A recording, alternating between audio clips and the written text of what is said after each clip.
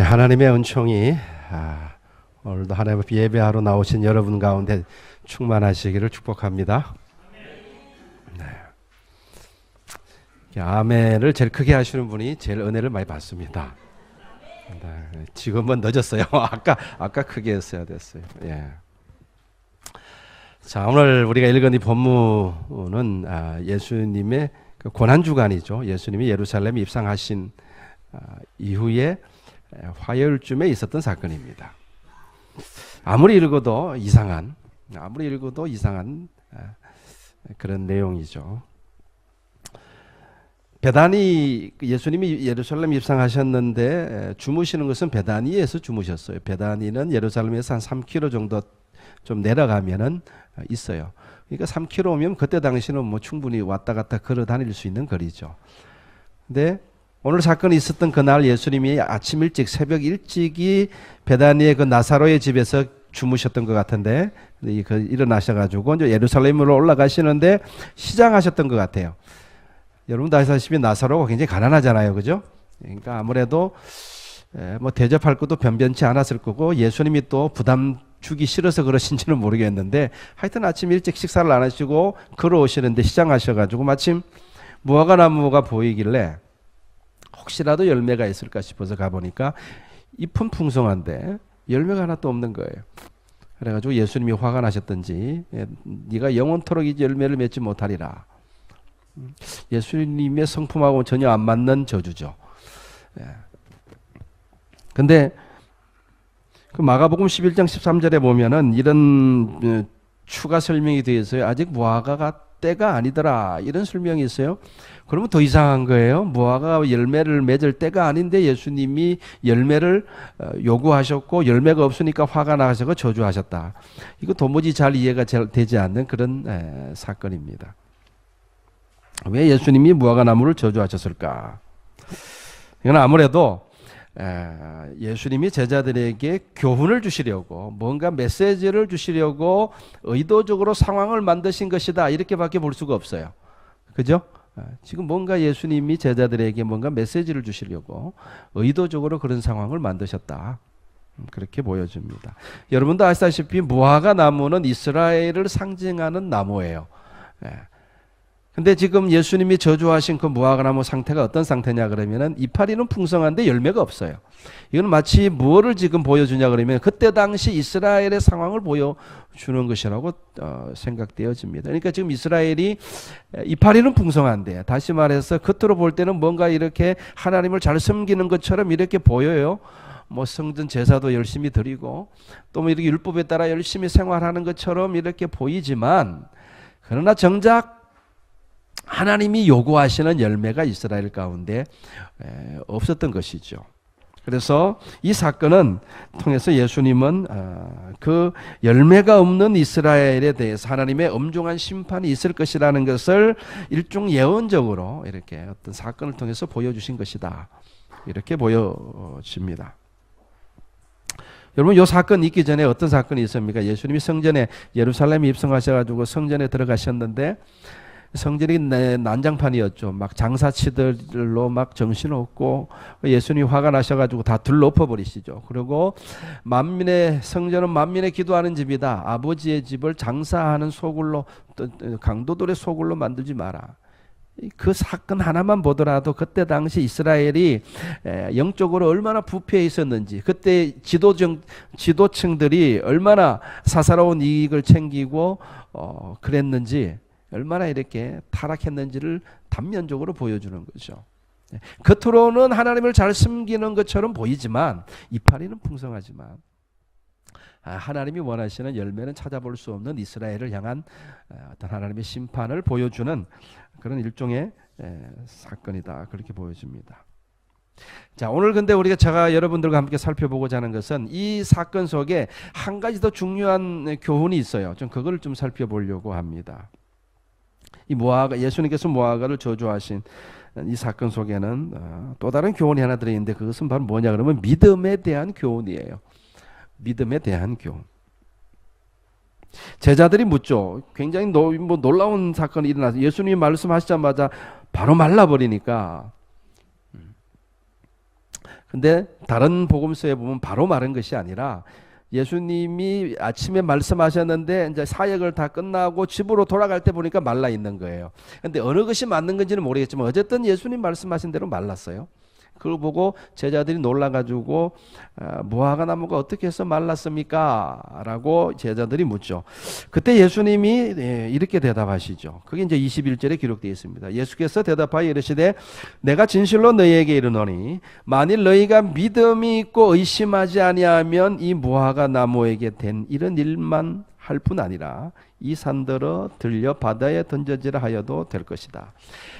지금 믿음에 대해서 갑자기 이야기를 하세요. 너희가 지금 믿음이 없어서 그런데 너희들에게 믿음이 있으면은 이 무화과 나무가 말하는 것 정도는 아무것도 아니다. 만약에 너희들이 산에게 명하면은 산이 믿음으로 명하기만 하면은 산이 옮겨지는 역사도 일어날 것이다. 예수님께서 그렇게 이야기를 하시죠. 너희가 만일 믿음이 있고 의심하지 아니하면, 요 말이 포인트죠. 그러니까 지금 예수님 말씀에 의하면 제자들이 믿음이 있다는 거예요, 없다는 거예요? 없다는 거죠. 없다는 거죠. 근데 여러분 생각을 해봅시다. 제자들이 예수님에 대한 믿음이 만약에 없다면은 자기들의 모든 것을 버리고 예수님을 따라갈 수 있을까요? 그 믿음이 없이 불가능한 이야기죠. 그러니까 우리가 볼 때는 믿음이 있어요. 제자들이 믿음이 있으니까 믿음이 있는 정도가 아니라 자기의 모든 것을 버려두고 예수님을 쫓아갈 정도면은 예수님에 대한 분명히 믿음이 있는 사람들이죠. 우리의 눈으로 볼 때는 믿음이 있는데 근데 예수님의 눈으로 보실 때는 믿음이 없다는 거예요. 이건 저와 여러분들도 마찬가지가 아닐까라는 생각을 해봅니다. 우리 눈으로 볼 때는 우리 시각으로 보면 우리는 믿음이 있는 사람들이에요. 여러분 저도 그렇고 여러분들도 그렇고 믿음이 있으니까 지금 이 자리에 앉아 있죠. 믿음이 없으면 이 자리에 나와서 하나님께 예배 드리겠습니까? 그러니까 믿음이 있죠. 믿음이 있습니다. 그런데 예수님의 시각으로 보면 여전히 믿음이 없는 사람들이죠. 저나 여러분들에게나 똑같이 산을 옮길 만한 믿음은 없어요. 그러니까 믿음이 없는 거죠. 옛날에 모세도 한때 하나님을 못 믿을 때가 있었어요. 그 유명한 사건 나오지 않습니까? 그 이스라엘 백성들이 광야를 지나가는데 맨날 이렇게 허구한 날 만나만 먹으니까 짜증이 났나 봐요. 그래서 우리도 고기를 좀 먹고 싶다고 고기 달라고 막 아우성을 하죠. 그러니까 모세가 하도 기가 차가지고 이거 뭐 광야에서 그 허허불판에서 어디서 고기를 구합니까? 그러니까 하나님 앞에 나아가서 기도하죠. 하나님 이 백성들이 고기를 내보고 고기를 달라 그러는데 차라리 날 죽여주세요. 모세가 그렇게 기도를 합니다. 그러니까 하나님께서 말씀하시기를 내가 너희에게 고기를 먹게 해주겠다. 하루 이틀뿐만 아니라 닷새나 열흘 동안 아니 한 달 내내 그냥 너희가 질리도록 내가 고기를 먹게 해주겠다. 이렇게 하나님이 말씀하시니까 모세가 뭐라 그럽니까? 아니 지금 걸어다니는 사람들만 해도 60만 명이 넘는데 이게 어디서 하나님 그 고기를 구해가지고 주신다는 말입니까? 우리가 갖고 있는 소떼들을 다 잡은들 그거로 충당이 되겠습니까? 믿음 없는 소리를 하는 거예요. 믿음 없는 소리를. 하나님은 충분히 하실 수 있는 분이심에도 분명한데 아니 바다를 가르신 분인데 뭔들 하나님이 못 하시겠어요? 근데 모세가 믿음이 없어서 믿음 없는 소리를 하니까 하나님이 뭐라 그러십니까? 유명한 이야기죠. 여호와의 손이 짧아졌느냐? 여호와의 손이 짧아졌느냐? 내가 이제 내 말이 너에게 응하는 여부를 보이리라 이렇게 말씀합니다. 그리고 하나님이 메추라기를 보내시는데 거의 뭐 한 1m 가까이 수북이 쌓이도록 이렇게 하나님이 보내셔가지고 한 달 내내 그냥 질리도록 메추라기 고기를 먹었다는 전설 같은 이야기가 성경에 기록되어 있습니다. 하나님의 손이 짧아졌느냐? 우리가 신앙생활을 한다고 하면서도 하나님을 참 못 믿어요. 하나님의 전능하신 하나님에 대한 믿음을 갖기가 참 어렵습니다. 여러분 하나님의 손이 짧아지지 않은 줄로 믿습니다. 천지 만물을 창조하신 하나님의 능력이 줄어든 것이 아니라 다만 뭐가 없는 거예요? 그 하나님에 대한 믿음이 저와 여러분 가운데 없는 겁니다. 오늘 본문에서 예수님이 말씀하시죠. 우리가 믿고 의심하지 아니하면 산을 들어서 바다에 던질 수도 있을 것이다 라고 말씀합니다. 야 정말 그렇게 될까? 여러분 이 본문을 읽을 때마다 그런 생각 안 해보셨어요? 야 진짜 뭐 이런 일이 있을 수 있을까? 근데 여러분 진짜 이런 일이 있었다는 것을 여러분 혹시 아세요? 저도 설교를 준비하면서 알았어요. 이렇게 자료를 찾다가 보니까 깜짝 놀랐어요. 마르틴 폴로가 쓴 동방견문록이라, 이게 1299년에 쓰여진 책이죠. 동방견문록.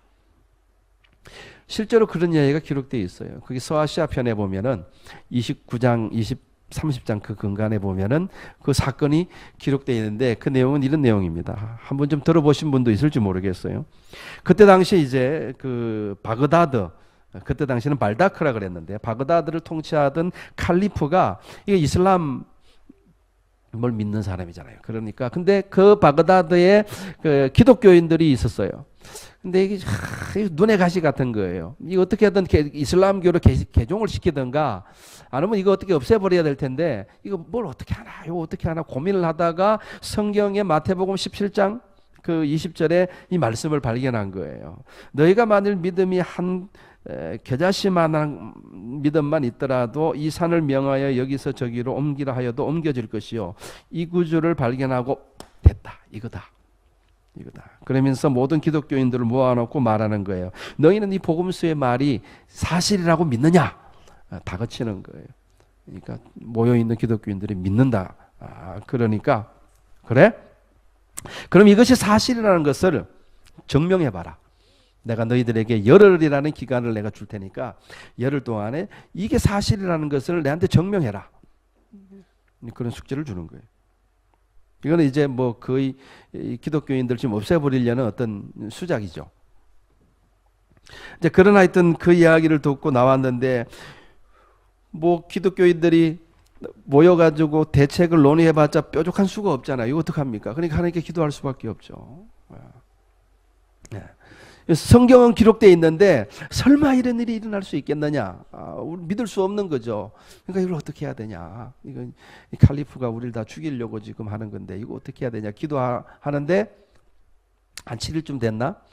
그때 그때 당시 주교, 그들을 이끄는 주교의 하나님께서 꿈속에서 말씀을 하시는데 뭐라고 하나님께서 말씀을 해주시냐 그러면은 한 구두쟁이를 찾아가라. 그 구두쟁이는 외박 눈인데 그에게 말해서 그가 산에 올라가 가지고 기도하게 해라. 그런 어떤 계시를 주시는 거예요.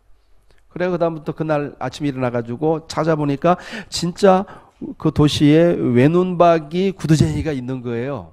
가가지고 이러쿵저러쿵 해야겠는데 우리가 다 죽게 생겼다. 하나님께서 당신에게 보고 산에 올라가서 기도하라 그러는데 당신이 좀 도와줘야 되겠다. 처음에는 내 같은 사람이, 부족한 사람이 어떻게 그런 큰일을 할 수 있습니까? 이렇게 처음에는 거절했지만 그건 이제 결국은 받아들이게 됩니다. 근데 왜 외눈바위가 됐냐? 그 이야기가 또 그 동방견문록에 나와 있어요. 왜 외눈바위가 됐냐 그러면은 하루는 어떤 입장한 소녀가 이렇게 구두를 이렇게 맞추려고 왔는데 구두를 맞추려면은 이렇게 발을 올려놓고 사이즈를 재야 되잖아요. 근데 이제 사이즈를 재는데 이 구두쟁이가 이렇게 마침 그 여자 소녀의 그 예쁘장한 다리를 본 거예요. 그때 갑자기 음심이 든 거예요. 그래가지고 그때 당시에는 이렇게 그러면서 회개를 하고 그리고 그 소녀가 돌아간 다음에 내가 다시는 죄를 범하지 말아야지. 이를 죄를 범한 눈은 뽑아 버리는 게 낫다. 예수님이 그렇게 말씀하셨잖아요. 너희 눈이 죄를 범하거든 뽑아버리라. 그러니까 그 말씀대로 진짜 자기 눈을 뽑아버린 거예요. 그리고 외눈바위가 된 거예요. 무슨 말입니까? 그만큼 하나님 앞에서 경건하게 살려고 노력한 사람이다. 정말 이렇게 하나님을 경외하는 사람이라는 것을 보여주는 거죠. 이제 열흘이 되었을 때 하나님 앞에 예배드리고 구두장이와 함께 쟁이와 함께 이제 산에 올라가서 이제 하나님 앞에 기도를 하는 겁니다. 그때 당시 그 칼리프도 그 산에 올라가고 수많은 이슬람 교도들도 함께 있었겠죠. 아마도 이슬람 교도들은 기독교인들을 드디어 처형하나 보다. 그거 보려고 올라갔겠죠. 설마 이 산을 어떻게 옮길 수 있겠나. 근데 구두쟁이가 하나님 앞에서 무릎을 꿇고 십자가를 세우고 간절하게 기도하고 난 다음에 이렇게 명령하는 겁니다. 성부 성자 성령의 이름으로 너에게 명하노니 큰 산이여 내가 다른 곳으로 이동할 것을 명하노라. 그러니까 진짜 그 산이 옮겨졌다고 그 기록이 돼 있어요. 그 너무너무 엄청난 사건이 일어나니까 너무 놀래가지고 거기에 모였던 이슬람 교도들이 되려 기독교인들로 다 개종했다라는 이야기. 예. 믿거나 말거나. 어쨌든 그 책에 기록되어 있어요. 예. 놀라운 사건이 일어난 거죠. 그 칼리프도 드러내놓고는 기독교로 개종 안 했지만 몰래 개종을 한 거예요. 어떻게 알 수 있었냐 그러면 그가 죽었을 때 그의 유품 속에서 늘 걸고 다니던 보이지 않게 걸고 다니던 십자가가 발견된 거예요. 예. 진짜 그런가? 동방경문록 사서 읽어보시길 바랍니다. 예. 여러분 하나님이 원하시면 산 하나쯤 옮기는 거 가능합니까? 안 합니까? 자신이 없으시군요. 가능합니까? 안 합니까? 가능하시죠. 천지 만물을 창조하신 분인데 그 뭐 산 하나 옮기는 거 뭐가 어렵겠어요. 따라서 우리는 기도할 때에 그 전능하신 하나님을 믿고 기도하는 것이 중요합니다. 예수님이 뭐라 그러셨습니까? 할 수 있거든이 무슨 말이냐? 믿는 자에게는 능치 못함이 없느니라. 아멘. 예. 그리고 오늘 22절에 뭐라고 말씀합니까? 너희가 기도할 때에 무엇이든지 믿고 구하는 것은 다 받으리라. 이 말씀을 믿으시기를 바랍니다. 자, 이제 진짜 중요한 내용입니다. 자, 그러면은 어떻게 우리가 믿는 자가 될 수 있느냐? 저는 이걸 좀 고민을 한 거예요. 어떻게 우리는 믿는 자가 될 수 있느냐? 산을 옮길 만한 믿음을 어떻게 우리가 가진 사람이 될 수 있느냐? 이걸 제가 고민을 많이 했습니다. 사실 이게 요즘 저의 최대 관심사예요. 기도 제목입니다. 요즘 제가 작정 기도한다 그랬죠. 처음으로 기도하는 게 이겁니다. 하나님 믿는 자가 되게 해 주옵소서. 믿는 자가 되게 해 주옵소서. 솔직히 저에게는 산을 옮길 만한 믿음은 아직 없는 것 같아요. 그리고 굳이 산을 옮기고 싶은 마음은 없어요. 그래서 산을 옮길 일은 없겠지만 좀 우리 교회가 부흥했으면 좋겠어요. 그런 간절한 마음은 저에게 있습니다. 그래서 계속 믿고 기도하지만 의심이 하나도 없는 건 아니에요. 제 마음속에. 박진옥 집사님이 불치병에 걸렸다는 이야기를 듣고 나서 그때부터 계속 새벽마다 기도하고 있습니다만 아직까지 집사님이 분명히 낫는다는 믿음이 저한테 있지는 않아요. 기도는 믿고 기도는 하지만 단 0.1%도 의심이 없다. 아직 그 정도는 아닌 것 같아요. 여러분 믿음이 뭐라 그랬죠? 믿음? 히브리서 11장 1절에 보면 믿음은 바라는 것들의 실상이요 보이지 않는 것들의 증거다. 이게 믿음이다. 그러니까 저에게는 박 집사님이 나았으면 좋겠다는 소망은 있어요. 소망은 있는데 다 나았다는 것을 실상으로 저는 가지고 있지는 않아요.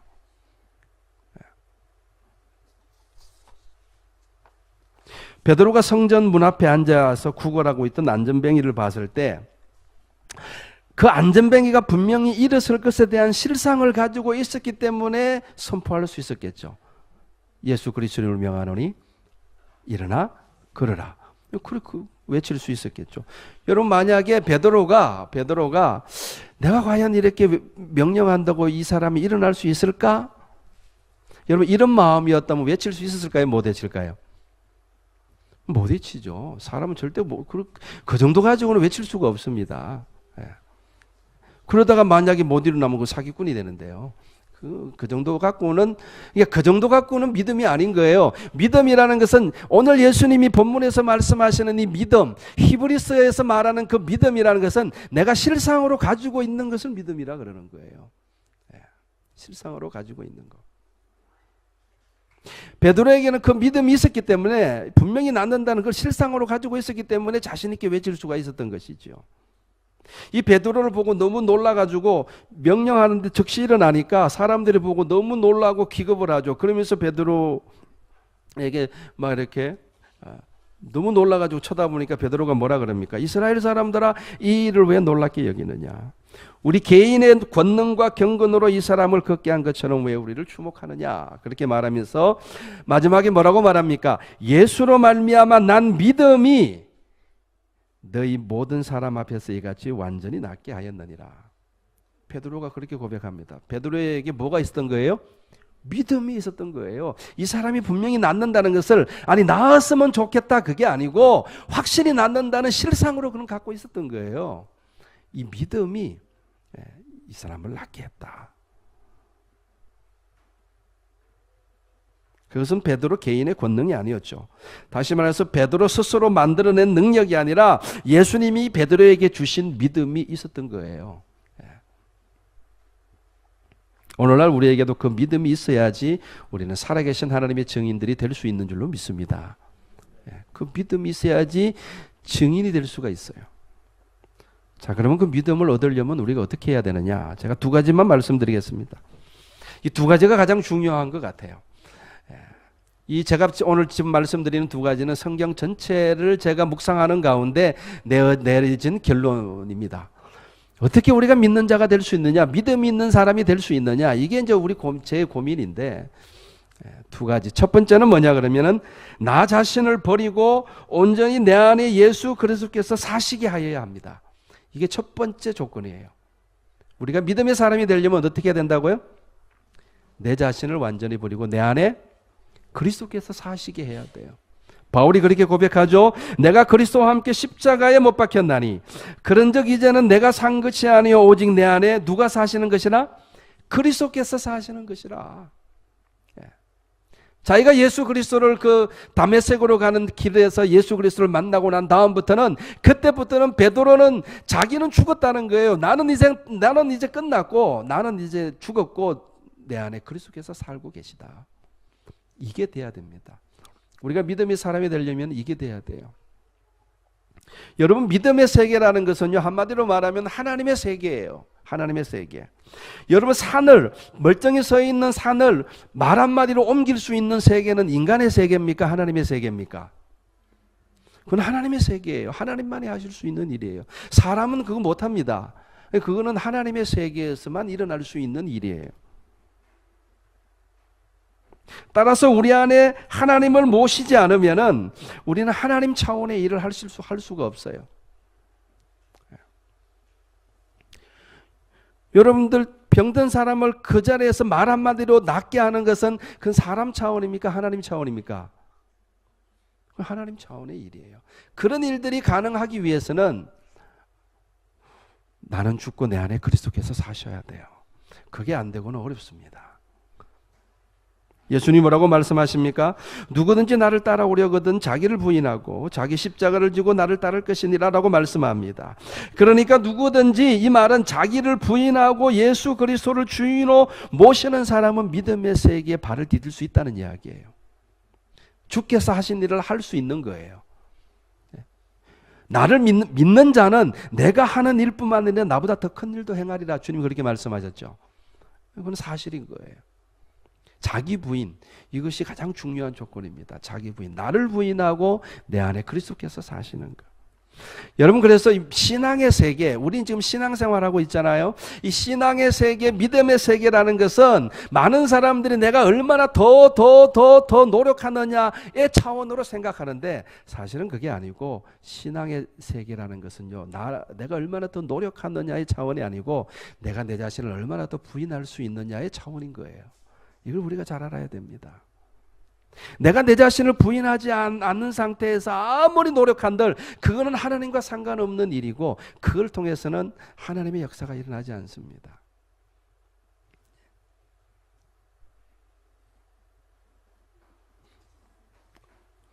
우리가 믿음의 사람이 되려면 첫 번째 어떻게 해야 된다고요? 나 자신을 부인하고 나를 죽이고 내 안에 그리스도께서 사시게 해야 된다. 그것이 없이는 우리는 믿음의 세계에 발을 들일 수도 없고 믿음의 사람이 될 수도 없어요. 왜 그랬죠? 그 믿음의 세계는 하나님의 세계이기 때문에 그렇습니다. 하나님의 세계, 시공간을 초월한 하나님의 세계. 하나님에게는요, 과거도 없고 현재도 없고 미래도 없어요. 하나님은 말씀하는 즉시로 그것은 이루어지는 세계예요. 그 인간들은 불가능한 이야기죠.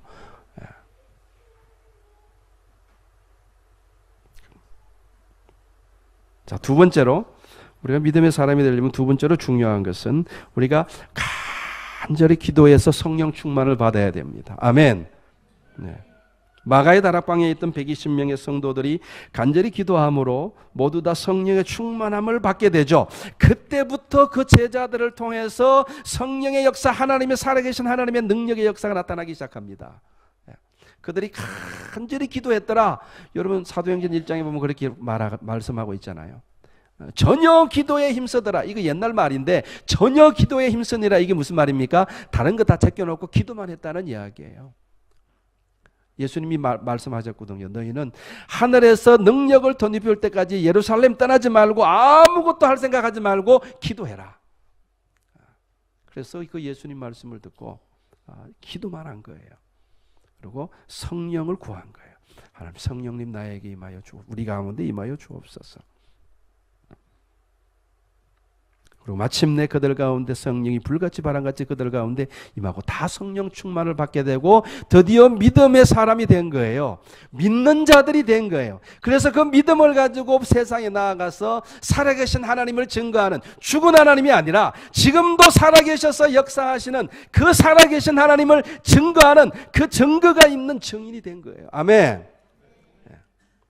여러분, 우리가 믿는 하나님은 죽은 하나님이 아닌 줄로 믿습니다. 지금도 살아계신 하나님이신 줄로 믿습니다. 그런데 여러분, 증거가 있어요? 하나님이 살아계시다는 것을 보여줄 수 있는 증거가 있냔 말이에요. 저와 여러분 가운데. 그게 있어야 증인이 될 거 아닙니까?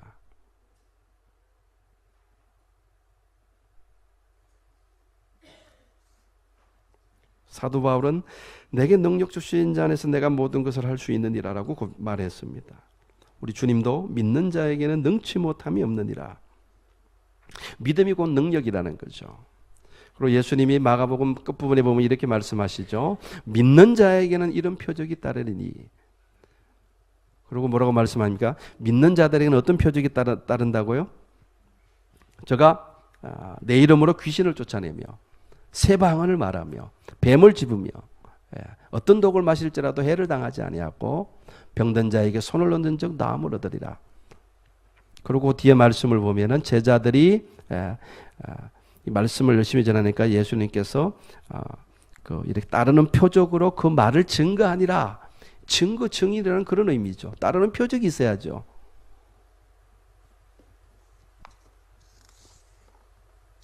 요즘 제가 작전 기도를 한다 그랬는데 이 기도 제목이 이거예요. 계속 하나님 믿음을 주세요. 믿음을 주세요. 아무리 제가 생각을 해봐도 예수님께서 오늘 본문에 말씀하시는 그 믿음이 저한테 있어야 제가 목회를 하겠더라고요. 계속해서 좀 그 마음이에요. 제가 여러분들을 위해서 기도는 합니다. 기도는 하는데 그것만 갖고는 안 된다. 뭔가 이 살아계신 하나님의 역사가 나타나야 된다. 그래서 주님 주실 때까지 기도할까 생각 중입니다. 20일 작정하고 기도하고 있는데 20일에서 안 되면은 뭐 하여튼 주실 때까지 기도해야 되겠다. 그런 생각입니다. 그래서 요즘은 또 증인이라는 말을 좀 굉장히 깊이 생각하고 있는데 아까 제가 말씀드렸죠. 증인은 어떤 사람을 증인이라 그러면 증거를 가지고 있는 사람이 증인이에요. 그러니까 죽은 하나님이 아니라 지금도 살아계셔서 역사하시는 하나님에 대한 그 증거. 그리고 부활하셔서 지금도 우리와 함께 하시고 우리를 도와주시는 예수님에 대한 그 살아있는 증거. 그 증거가 있어야 증인이 될 수 있는 것입니다. 우리가 믿음이 없어가지고 하나님의 능력을 나타내지 못한다면 우리는 반쪽짜리 증인에 불과할 것입니다. 우리가 아무리 열심히 하나님에 대해서 설명한들 사람들은 증거가 없으면 잘 안 믿으려고 그럴 거예요. 그렇죠? 그런 것 같아요. 여러분, 세일즈맨이 물건은 보여주지 않고 설명만 열심히 한다고 하면은 아무리 열심히 설득해도 그 물건을 살 사람은 별로 없겠죠. 그래서 이게 좀 증거가 참 중요한 거예요.